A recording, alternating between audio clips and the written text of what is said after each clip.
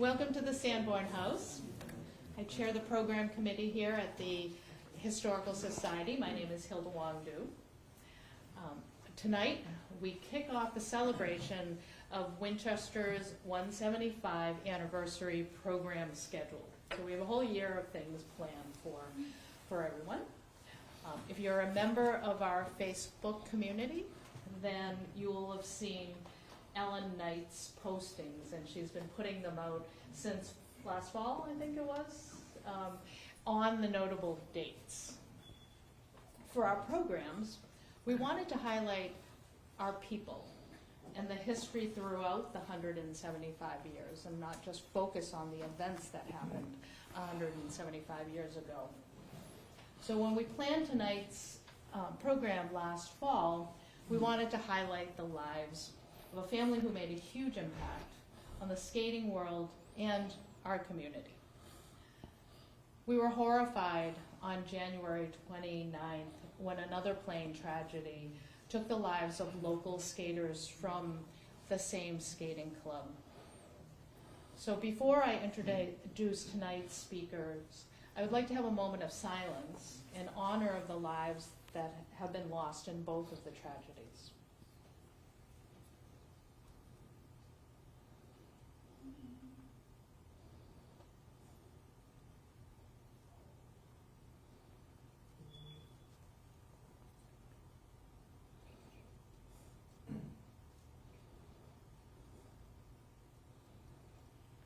Thank you. So Vincent, has been a regular speaker here at the Sanborn and on our trolley tours for the last few years. During COVID, Vincent presented the history of sports in Winchester when we were on Zoom. And during that presentation, he touched upon the Vinson Owen family. What we didn't realize at the time was that Emily Ann Coyne has been a U.S. figure skating judge for over 50 years. And so we thought it would be really nice for you to present something that is focused specifically on the Vincent Owen family with a different point of view as well. So without further ado, I'll pass it on, and let me introduce you, Vincent Dixon. Thank you.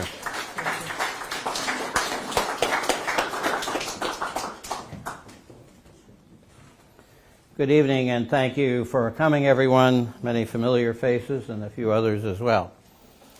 This does grow out of the Zoom. I feel like I should go room for that presentation.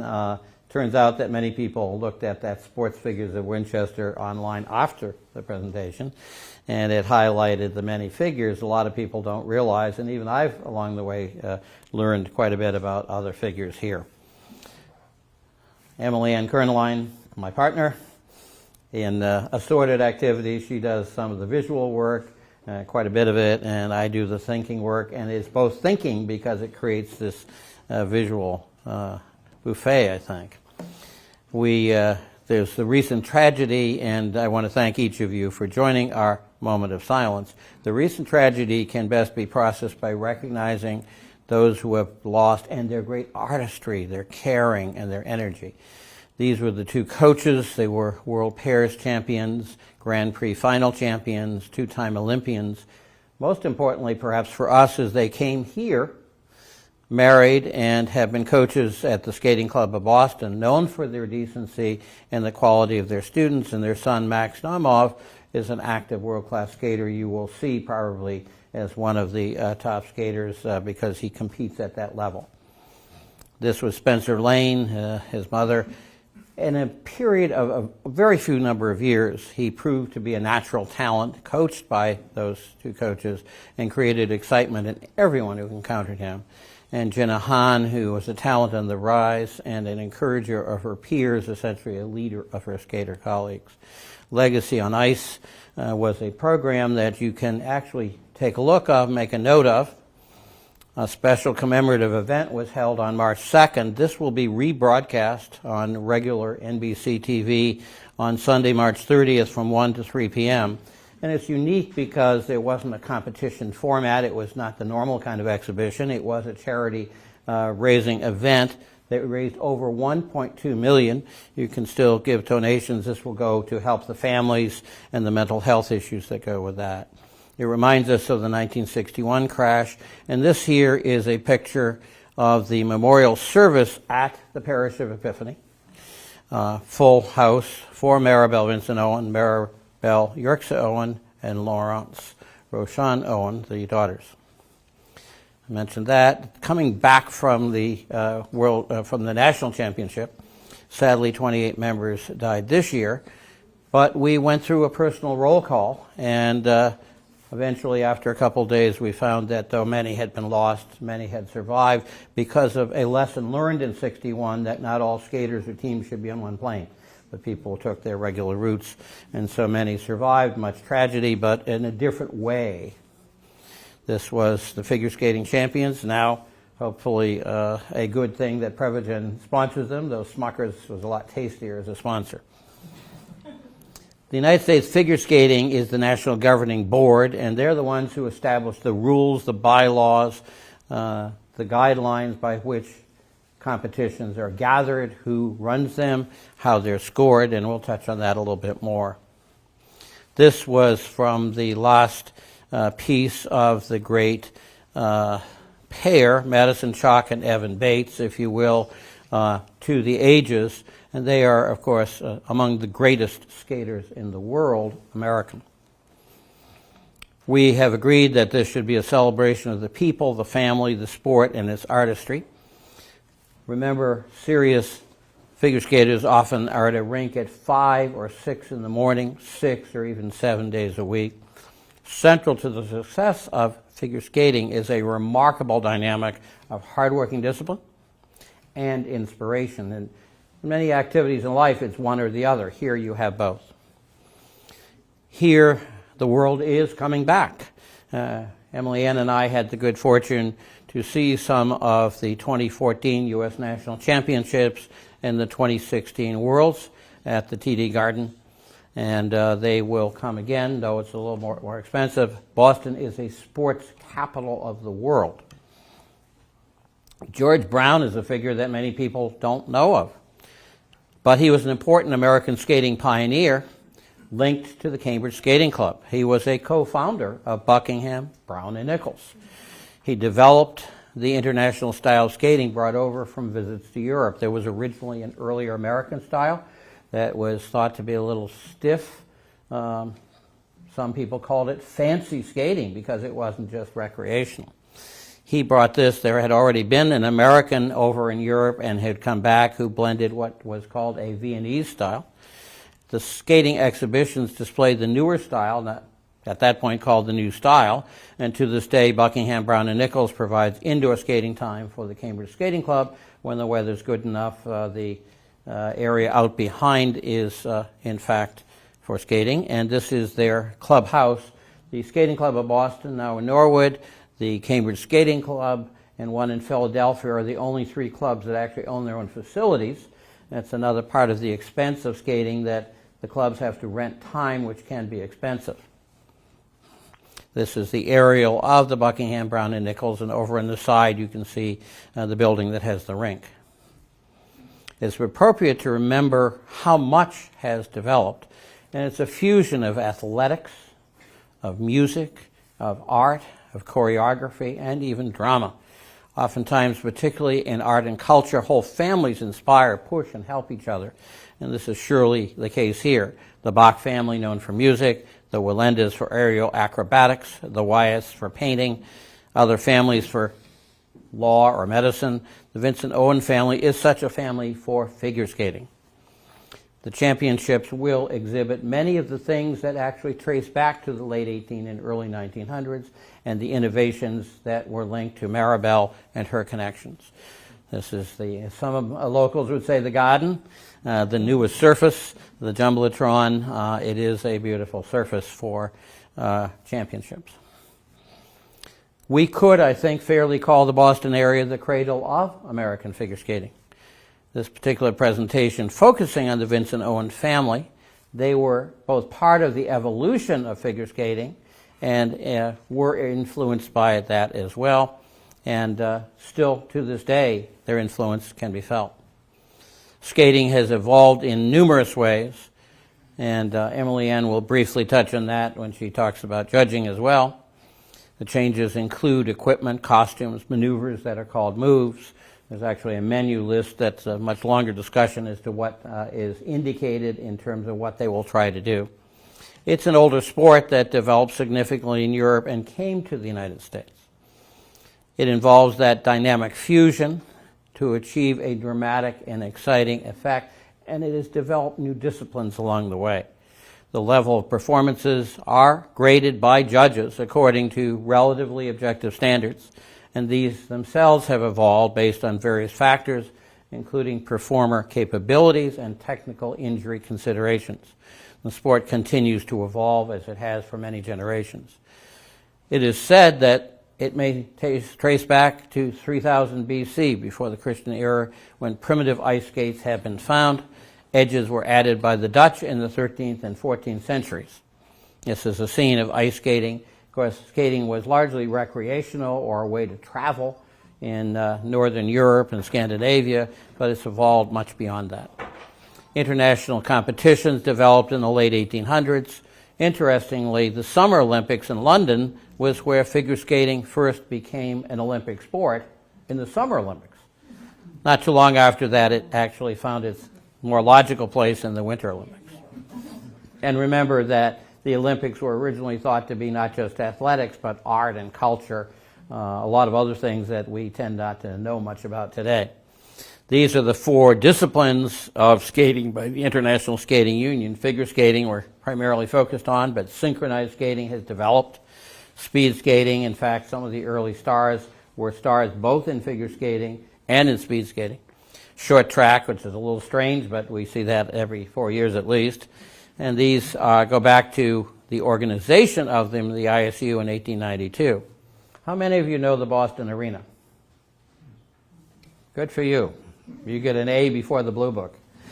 Most people have never even heard of the Boston Arena. It was the first such sports facility of its kind. It's a couple blocks from Symphony Hall. This is a present view of what is now called Matthews Arena, owned by Northeastern University, and you see the arch from the original Boston Arena that is now enclosed in brick. Oops. What did I do wrong here? There we go. The original building opened in 1910, burned in 1918. A new replacement opened in 1921, and parts of that building are... and in fact, recently Northeastern has filed papers to demolish it and replace it with a new facility. It is a facility that has continued to be used to this day. It is the oldest multi-purpose sports facility in the world, it is said, the oldest one where ice hockey is still played. And it was an important venue, as it has been into recent years, where the Bruins and the Celtics and circuses and most other such performances were held here, before there was a Boston Garden. And even when the Boston Garden was built, there was some competition, and the Boston Arena survived on ice shows and ice hockey, and this is where Maribel Vinson skated in practice. The earlier roots were the Back Bay Skating Club at Hammond Pond, Chestnut Hill, many of the same people traveling back and forth. Also at the Country Club, I mentioned the arena. The newer facility opened on New Year's Day, 1939, now the Skating Club of Boston. These are some details about the United States figure skating, the national governing body, consistent with newer legislation. Ted Stevens, who I believe is a senator from Alaska, the Olympic and amateur sports, bylaws, and communicating with the International Skating Union. This is the newer facility. This is a beautiful facility. It is 3 sheets of ice, one that is primarily for high school sports and hockey, Norwood. There's a main 2,500-seat facility for performances, and the third one on the west side for exhibitions and practices for figure skating and more. Another view of the front side of it. We'll show a couple of pictures of the club that was originally on Soldiers Field Road, or the back entrance was actually on Western Avenue, and it was readily accessible by MBTA, Red Line, Central Square, Harvard Square. When time came for a replacement building, with the largest suburban use and membership coming in from the Merrimack Valley and Rhode Island and other places, it wound up that Norwood stepped up and made a good deal for many people, and that's the new facility. This is the older facility from 1938 construction. I believe the building may still be here. It's laid fallow for a couple of years, eventually may be demolished and something else built there. And this was a picture from, I think, the last week of the skating club at that location. You see the sound baffles and some of the construction that was fitted in at a later point because of the noise that needed to be absorbed in a different way. Figure skating disciplines we most often perhaps perceive: men's singles, women's singles, pair skating, ice dancing. There was a form called fours that was historic, now no longer done. More recently, synchronized skating. There's a group called the Haydenettes in Lexington that has been championed for decades. And there's a growing effort of theater on ice, not just telling the story of an individual single or pair skater, but a whole, really, drama on ice.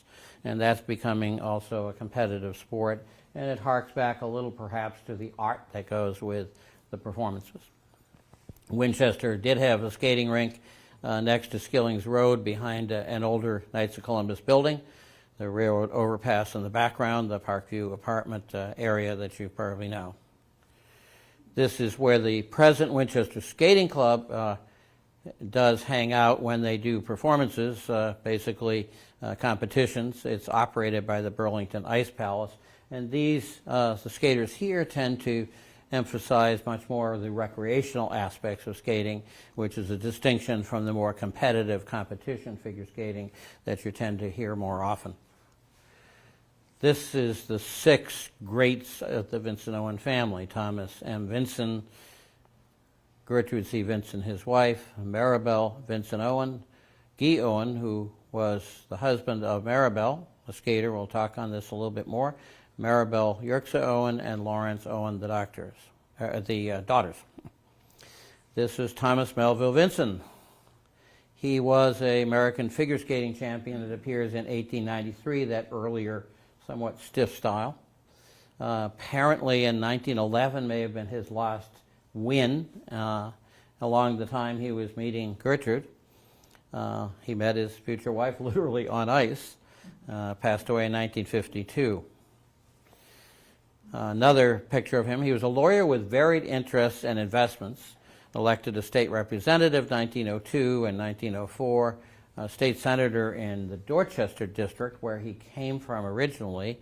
There was some question about whether his legal residence was here or in Dorchester as he was moving to the suburbs. That issue was already there in the early 1900s.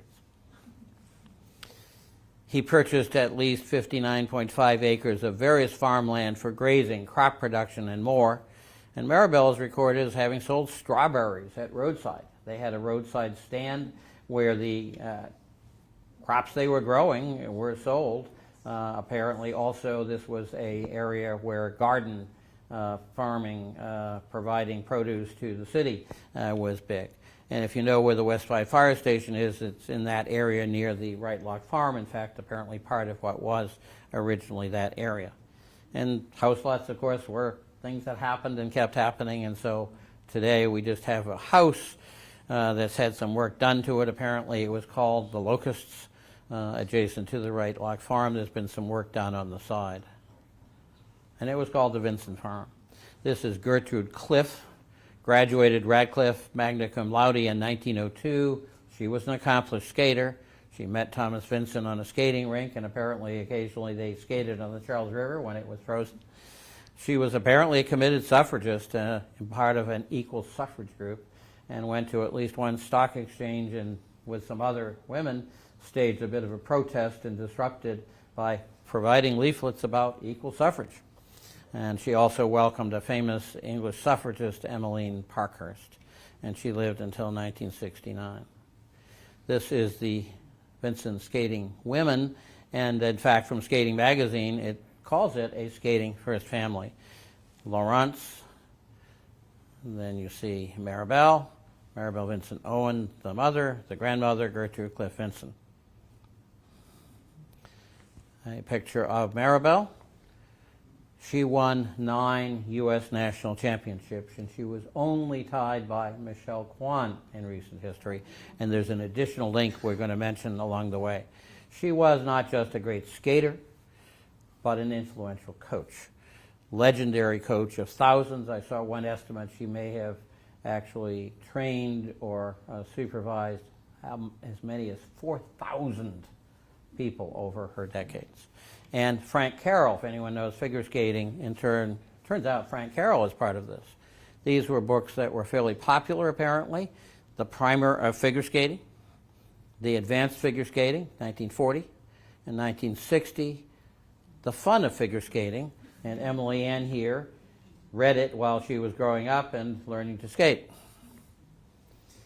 Her performances and her coaching have had a lasting impact on figure skating. She was the great American rival to the great Sonia Henney. She inspired many and influenced many. And this is, of course, Sonia Henney, and you'll see white boots. Particularly Sonia Henney popularized female skaters wearing white boots. Before that, everyone wore black boots. I think occasionally we've seen somebody with beige boots. This is Frank Carroll, born in Worcester, graduated from Holy Cross, and then he moved to Winchester to live with his coach, Maribel Vincent Owen, and her daughters on weekends. Only passed away at the age of 85 recently. You see the connection.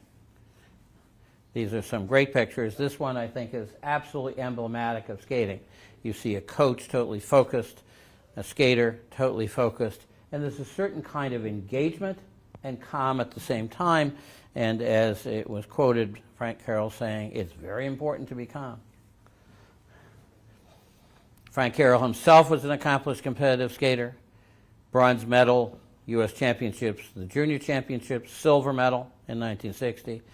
And among his significant students, Linda Fratiani, U.S. champion and world champion, and Michelle Kwan. And I think it's interesting that Michelle Kwan tied the record of his coach, Maribel, 9 U.S. championships. Most people who've had a tremendous record might have won 2 or 3 or 4. 9 is just incredible. Here's a great picture showing them engaged, looking at the score coming through. This was Evan Lysacek, who won a gold medal as men's champion at the 2010 Vancouver Olympics. Willie Frick was an interesting fellow. This is not Frick and Track. This is somebody else. There's a club award now, the Frick Award for Coaching Excellence. And this is, so far, it's been around, I think, about 5 years, and only one person has won it because it's set at a very high standard. There's Willie himself. For over 40 years, he was a coach with the Skating Club of Boston. Teresa Weld, Maribel, and Tenley Albright.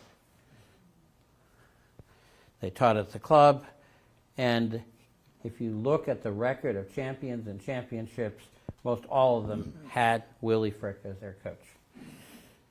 He was posthumously put in the World Figure Skating Hall of Fame. He was remembered for his unique candle dance, lighted candles on the ice. Figures in figure skating come from the fact that you did circles or figure eights or other kinds of things that are really not done much anymore. Those of us who know figure skating, and Emily Ann would second this, I'm sure, figures is a great way to learn control of skates, their edges, and how you do it. And the fact that it's not a required part of the discipline today means that some people are really great skaters, but sometimes a bit sloppy. This was Guy Owen, who was a Canadian figure skating champion, and he wound up being the husband of Maribel. And you see the U.S., Canadian, and North American championships. Today, the North American championships don't exist anymore, but the U.S. and Canadians still do, and now by individual nation. These are the daughters, the crash in 1961. Maribel won the U.S. Junior Pairs title with Dudley Richards, and won with Dudley Richards, the U.S. National Pairs Champion, and she was an Olympian. This is Dudley Richards, who was the partner and a roommate of Senator Ted Kennedy. Laurence won the North American Championship. She was an Olympian, and she won the U.S. National Ladies Championships. Born into the family, you do your work, you got a great coach, she happens to be your mother. No limit on what you can do. This is another picture of the first family, Maribel in the center, Laurence on the left, and Maribel Yerkser on the right. This is the Vincent Owen School that was named after these three Vincent Owen women who died in the '61 crash. What's unique is the white pair of figure skates, if you will, skating into the world in the future. It's a beautiful thing. And if you have the chance, pull into the parking lot there when there's lesser attendance or there's some spaces, and there is a bit of an exhibition in the lobby of that school. It has to be one of the few schools anywhere named after figure skaters and having some background. It's a very good school, like most here. This is an interesting side story. Mabel Fairbanks wanted to figure skate. She went to Central Park, the great skating rink there. They said, no, person of color. She came back. No. Eventually, one of the assistant managers is told that there's this young woman who keeps coming back. He met with her, decided she just wanted to learn how to skate, and allowed it. She was not allowed to skate for the United States, which is a tragedy and a sin, surely, but she's African American and Seminole background, and she eventually came into contact with Maribel Vincent Owen, who trained her secretly despite the prejudices of the time. And Mabel Fairbanks went on to be one of those who developed commercial ice skating shows, so she helped to support herself and inspire people through the entertainment aspects of ice skating. She's now in the Hall of Fame as well. The United States Figure Skating Memorial Fund was established in honor of the crash victims in 1961, and this is an example of moving forward because, in fact, gold medalist Peggy Fleming and Scott Hamilton credit the fund with crucial support for their careers. Rise was a movie issued in 2011 commemorating the 50th anniversary of that accident. If you know Elliott Park down near the Stop and Shop, it ends the movie with a really nice view of the town of Winchester. This is actually somebody who lives near us, grew up here.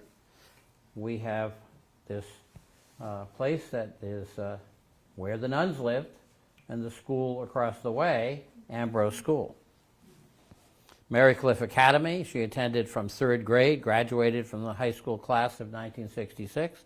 It was a small girls' Catholic school run by religious of Christian education. Now the Ambrose School, immediately adjacent here, and it's an interesting example of how things have developed over time. Hopefully some good blessings that come with all of that. She was part of the rebuilding of U.S. figure skating after the tragic 1961 crash, a teammate of the great Peggy Fleming and Christine Hagler. Numerous national and international placings of note, including 1961 U.S. Novice Champion, 1963 U.S. Junior Champion, 1966 to 1968 U.S. Silver Medalist, immediately behind Peggy Fleming, each of those years. She was an Olympian in 1964 and 1968, and this was at about the age of 14 or 15. These were skaters who were at the next level down, and I've met, and we know Tina fairly well, and she talked about the fact that they were approached and said, it's your turn now. You might have had 2 or 3 or 4 years to develop. It's your turn now. Step up. They became the U.S. national team, and to the surprise of many, finished 6th, 8th. I think one finished somewhere in that pack. That was the future, and 4 years later, Peggy Fleming was so good in the days of figures that it's my understanding that she could have stopped after having done the figures and had a sufficient lead in points that she didn't need to do freestyle.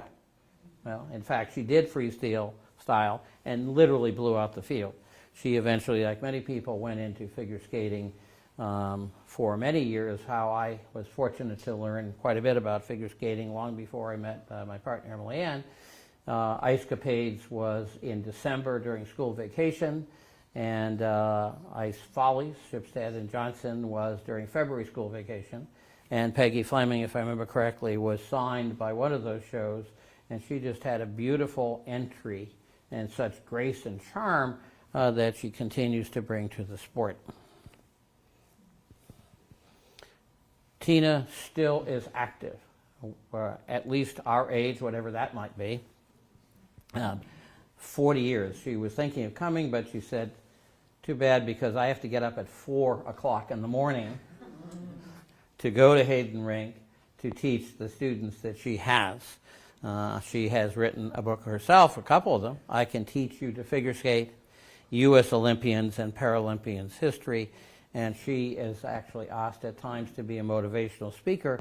There was a small program where people, young boys and girls, young men and women, were being sent off to a competition back a couple of years ago, and she was asked to speak about what it means to be in a broader public, in a broader world, because people come with their parents, their families, the passion that you will succeed and will help you to do that, but there's a broader world to think about.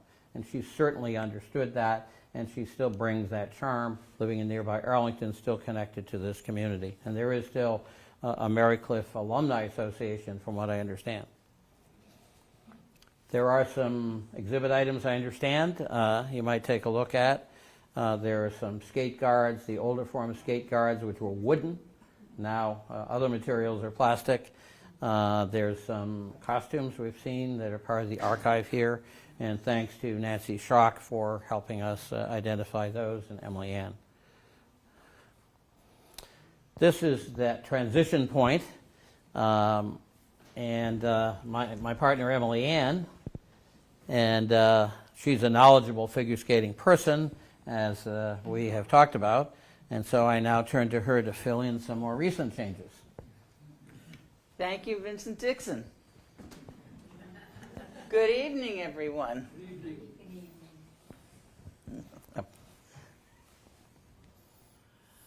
I started skating when I was 7, back in Norwalk, Connecticut, which is where I was born and raised. Came up here to the Boston area in 2006. I have been a figure skating judge for some while. And much to my surprise, it reached 50 years, which I did not expect. Nevertheless, when I came here to Massachusetts, I've been a member of the Skating Club of Boston, which is now located in Norwood, and have been to several rinks in the Massachusetts area, eastern Massachusetts more specifically. I've been up to the Hayden Recreation Center in Lexington, and the Winchester Skating Club, which skates in Burlington. Every year, MIT Club hosts the collegiate event for the eastern area. And I have been honored to be invited as a judge to judge that event. There are other rinks that I've been to: Connecticut, Pennsylvania, New York, just to name a few. Skating started basically out of doors. We didn't have modern refrigeration that could maintain an ice surface until early in the 20th century. And back in 1949, Frank Zamboni invented the ice resurfacer. I'm sure all of you know what a Zamboni is. And now ice surfaces can be easily maintained, consistent and smooth. Boots and other equipment have evolved over time. Boots, if you remembered the photo of Sonia Henne, came up certainly to the middle of the calf. They do not come up quite so high. The boots are much harder than they were in the earlier days. And black skates were worn by just about everyone. It was Sonia Henne that popularized the white skates for women back in the 1930s. Now they're pretty well universally worn by women. We have had some other colors like beige. I've seen pink. I've seen gold, but usually you find the colors other than white at shows. Blades that started out in ancient times, of course, were probably bones. And as time went on, they became metal, and cast iron, I believe, was some of the blades you'd find in the medieval times. Now there is stainless steel. Each discipline has its own type of blade. Figure blades were very, very straight, is not so much straight, but they did not rock so much. They did not have the heavy toe picks that you commonly see, so as to keep 3 turns and other such clean edges. The free skating blade has a rather large toe rake on the front of it to allow for the toe jumps, such as the luts, for the skater to be able to vault into the air and get the height for that jump. Ice dancing blades have very short heels, so you can do really close footwork. Blades are mounted on the boots with screws to allow for any slight adjustment that might be needed for the skater's balance. Costumes, early on they were real heavy woolen. I never wore anything like that, but I'm sure they were quite itchy. And as skating came indoors, you found fancier fabrics, lighter weight fabrics, and fabrics that were far easier to move in than the heavy wool. There are some guidelines for appropriateness. Thank goodness for flesh-colored mesh for sewing. I've made a few of those costumes myself over the years. Pair skating, obviously, with all the lifts and everything that can be grabbed very quickly, safety is a real primary consideration. Can't have anything hanging off of it that's likely to create a problem. Newer skating competitions that are taking place is synchronized and theater on ice. Qualifications for figure skating judges have evolved over time, but there are still some things over all those years that have not changed. We have to take an annual rules review. To judges, there are test judges and competition judges, and being a test judge is a prerequisite to becoming a competition judge. And levels of judges as to what you're qualified to judge. There are 2 levels there, and those are also broken down by discipline. Singles and pairs basically are judged in the pre-silver and gold range, but you need another appointment for ice dancing and synchronized skating. Annual exams, we also have to do those too. Last year, I had to take 6 of them. And it took time. Scoring, which I'm sure some of you have seen figure skating on television, started out with the 6.0 system. And it did cover figures when they were skated. Last figure in competition was in 1990. Free skating, pairs, and ice dancing, including pattern dances such as tango, defined annually by the International Skating Union, ISU.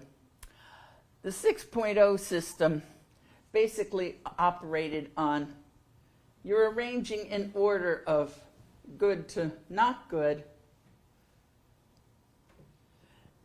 whereas the next one, which I will describe shortly, is you're giving points and the placements fall where they may, and I will get to that shortly. The 6.0 system is still in use in small competitions.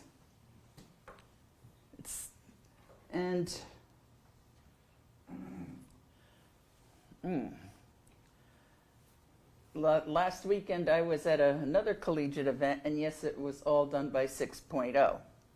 When the groups are not so large, it's not so difficult, but when 6.0 was not designed for large groups.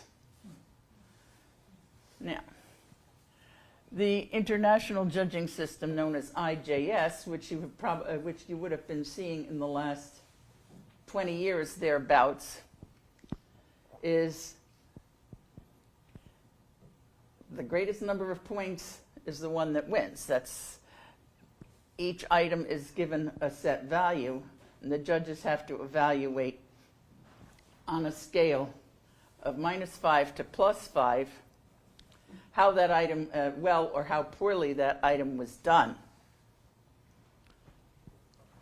Those points are all, it goes through calculations, and by the end of the skater's performance, they know how many points they have, and they could keep a running score of the next person that skates has to achieve X number of points to take the lead. And it's only used in competition, and it was introduced in It was introduced in 2002 because of various problems with 6.0. And that's a whole story for a whole other day. The IJS system is an open-ended scoring system which allows for it to grow. And it welcomes attempts to do new moves and has encouraged greater innovation, athleticism, and artistic and musical additions. And I turn this back to Vincent Dixon. All right, if you stay here for just, we're near the end here. It is reasonable to point out, a lot of people are less aware, in the big cities there are several rinks that are now a Department of Conservation and Recreation. Sturity Rink maybe is the most beautiful for many of us. It's in the North End. It will be used as a practice facility for the World Championships coming up, and has a beautiful view of Charlestown and Boston Harbor. And of course the side benefit is if you need to afterwards, you're 2 blocks from the North End and Hanover Street and the great restaurants there. EHO in Charlestown, Divine in Dorchester, Murphy in South Boston, Bico and Hyde Park, Riley in Brighton, Kelly in Jamaica Plain, and there's another one that doesn't seem to be on here, but there's one in Cambridge that was actually used by the Skating Club of Boston many years ago when other facilities were not available to it. And these, for those people in the city who have friends or relatives who might be interested in skating, they have affordable or lower cost admission and lessons that are a little bit more fundamental, but a good place to start before you move up to some of the other clubs. Profound thanks due to Ellen Knight, Winchester Archives, who provided some guidance and some pictures and information. Emily Ann Kernline, my partner. Various individuals in the figure skating world and others interested. I know Charles Basile. Here's some pictures you can take a look at. Alan Heinold, who's actually an accountant who keeps track of some of that scoring, which is important. And there may be others as well. Sorry if there's somebody I missed along the way, but this is Will is now presently, Who is? from Stoneham. Lynn, lovely to see you. Thank you for coming. This is presently, I believe, live streamed on WinCam at the moment and is being recorded and will be available for those in Winchester and beyond electronically. Well worth, I think, getting a sense of the broader field, and there's a lot online. The World Championships will be online. If you look at Boston World Championships 2025, you'll be able to see at least some of the schedule. And of course, eventually all competitions wind up in that great archive in the sky called YouTube. And some of them will just be clips of individual performances going back many years. Others will be the entire events themselves. And I encourage you to look at it. Johnny Weir is a very good analyst, and Tara Lipinski, both former champions. A little strange at times with their costumes, perhaps, testing limits, but in fact are extremely knowledgeable at what they're talking about and getting in the mind of performers. Remember, these are, in many cases, young people who may not have been in an audience larger than 5 or 10 at Christmas time in their family or Thanksgiving, now in front of thousands of people. And that itself is a kind of transition all of us have to make if we're public speakers. In conclusion, as with many historical topics, one discovers hopefully more than one knows. It's an opportunity to learn and to grow. Figure skating surely has been important to the lives of many here in Winchester. I didn't know the connection to Frank Carroll, obviously significant and major. It's been a portal of human connection into that broader world.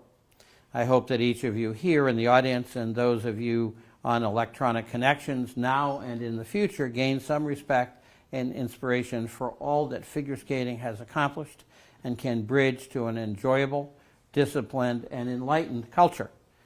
Thank you. Thank you.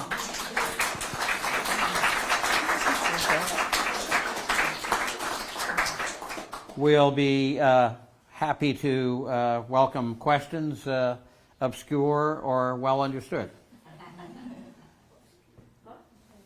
Yes. I'm just wondering, how do you make certain that your judgment is objective as opposed to subjective? Sometimes that is very difficult to do.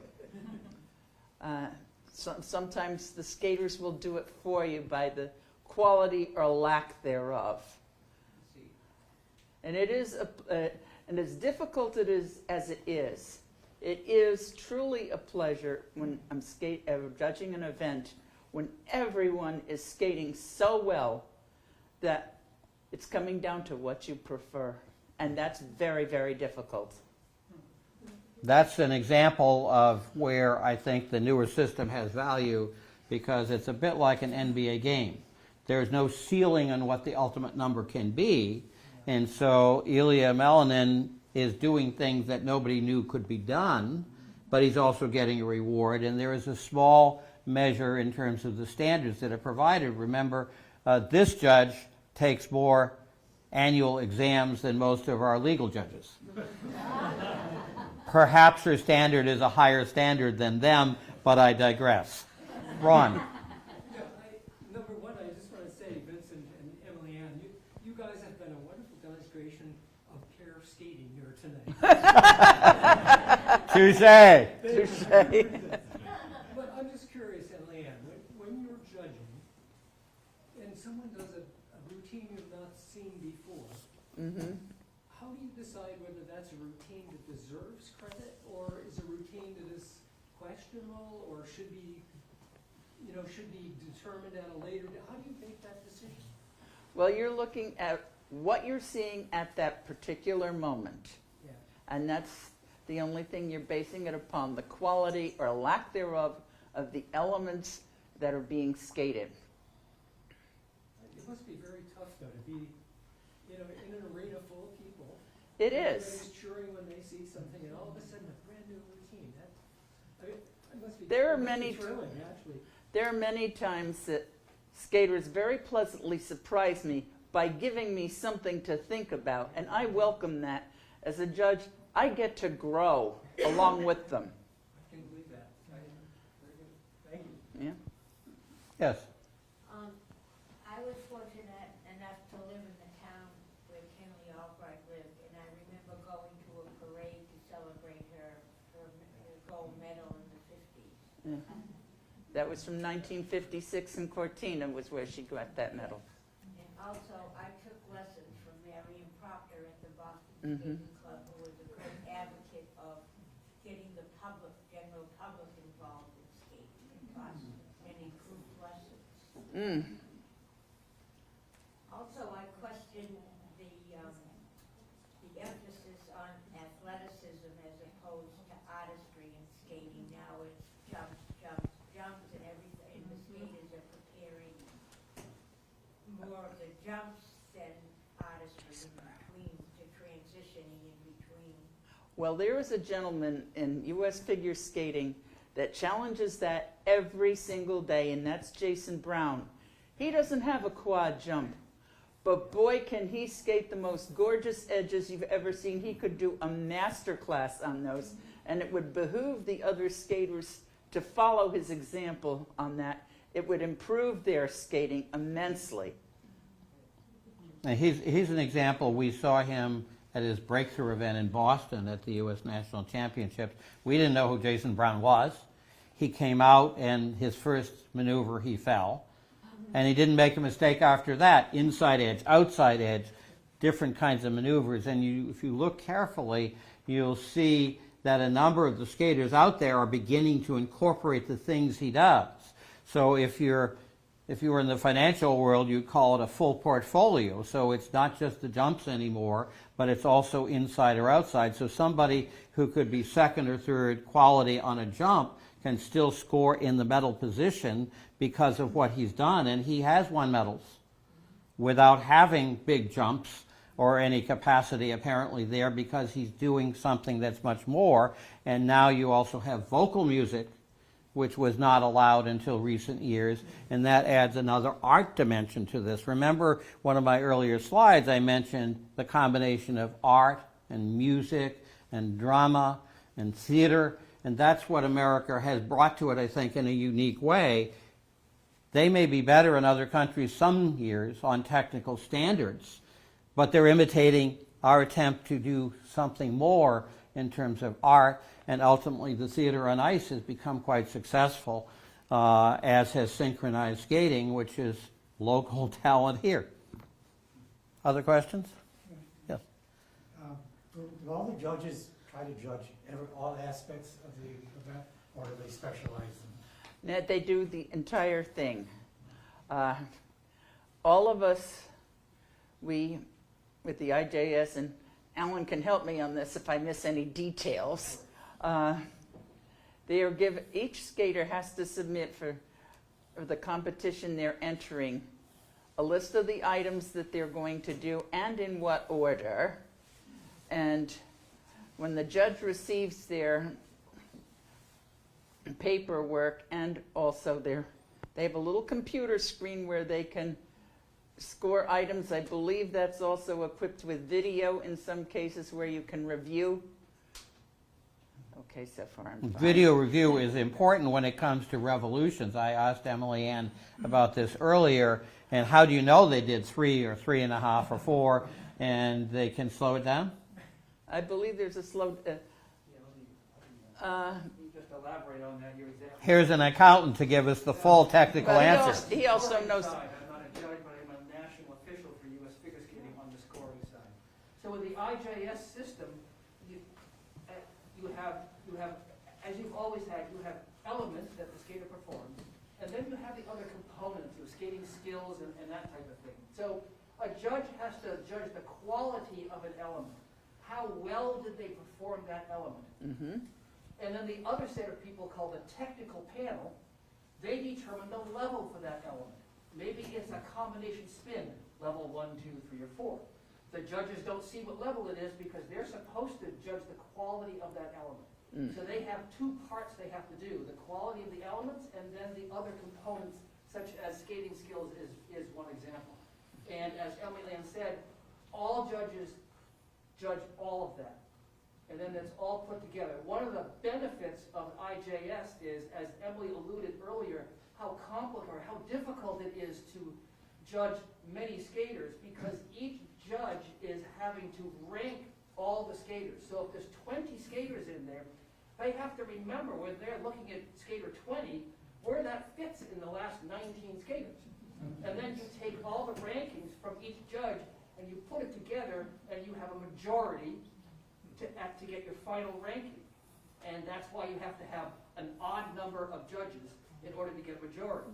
So one of the benefits of the IJS system is that each skater is scored independently by the judge. And once that score of the points is done and the next skater's out, the judge doesn't have to think about the previous skater. They're only thinking about the current skater, which makes it much easier for the judge because they don't have to remember how well the previous skater skated and where this skater might fit in there.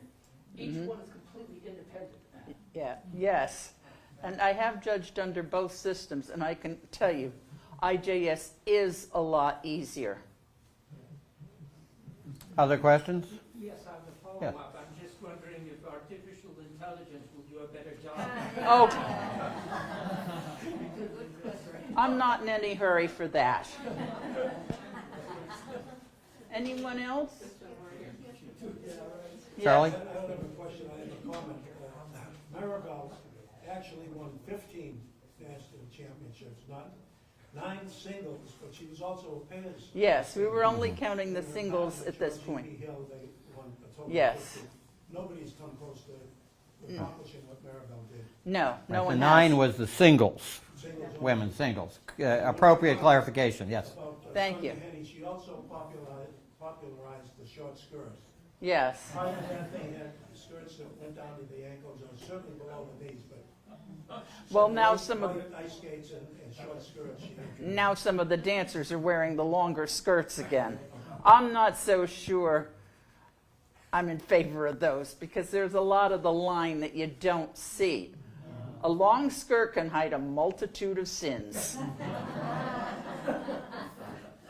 Anything else? Yes, I actually have a question which is related to history. What was the influence of the state-sponsored figure skating? Case in point would be the Soviet skaters.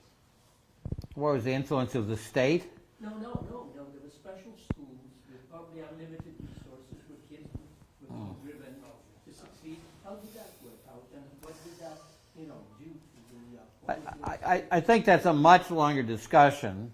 The Soviet system, which is to some extent still a little bit in North Korea and mainland China, and perhaps being restored slightly in Russia. Partly it reflects a system where people were simply told what to do.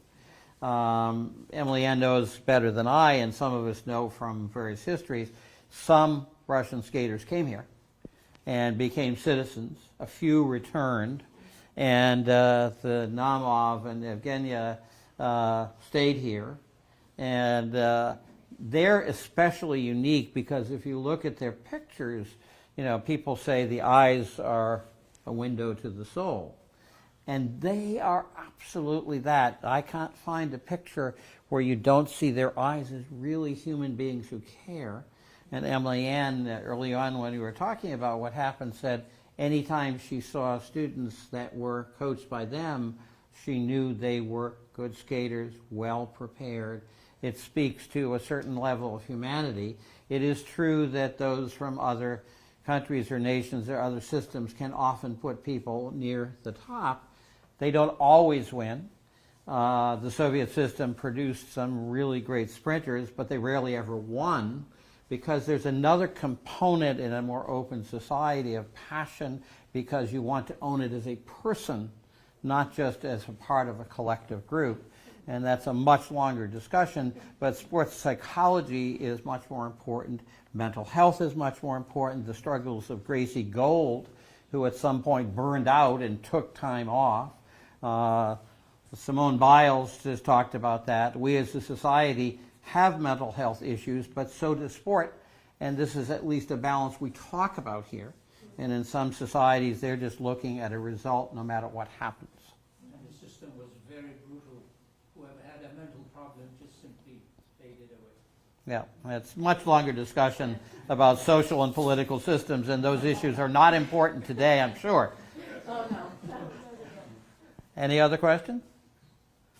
Thank you very much. I'll turn it back to your president-elect. Thank you so much, Vincent, Emily Ann. Tonight's program, I'm sure we all learned a little something, and understanding that, here in Winchester, just in your own, small town, some amazing people were doing amazing things in this world. So my name is Electra Gavoni. I'm the current president of the Winchester Historic Society. Thank you all for coming tonight. And if you missed it when you walked in, we call it the open room, but the room right off the foyer, we have a bit of a display of things that are in our collection from the Vincent Owen family. And so please take a moment to take a peek. And also, if you are not currently a member of the Historic Society, we'd love to have you. I actually have a little membership form, so please seek me out.